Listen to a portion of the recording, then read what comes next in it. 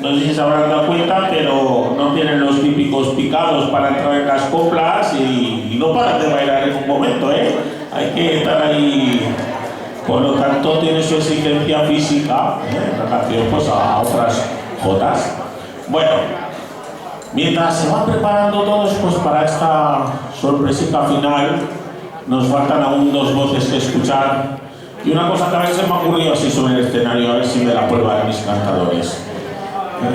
Pero yo soy así, muy de sorpresa, creo que lo tenemos que hacer y creo que me la aprobarán. Bueno, el primero de ellos, pues ¿qué les voy a decir de Javier Iserte?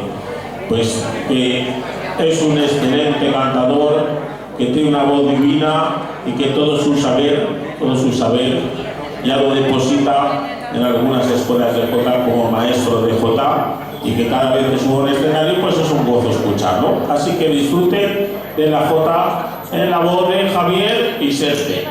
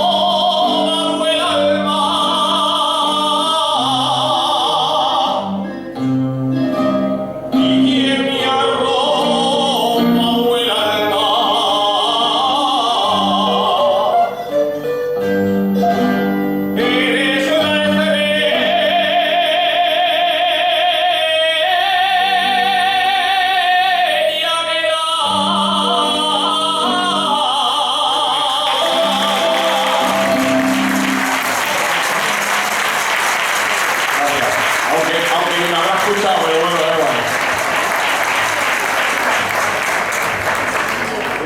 Sácalo ahí. Que no ha querido, chiquillo.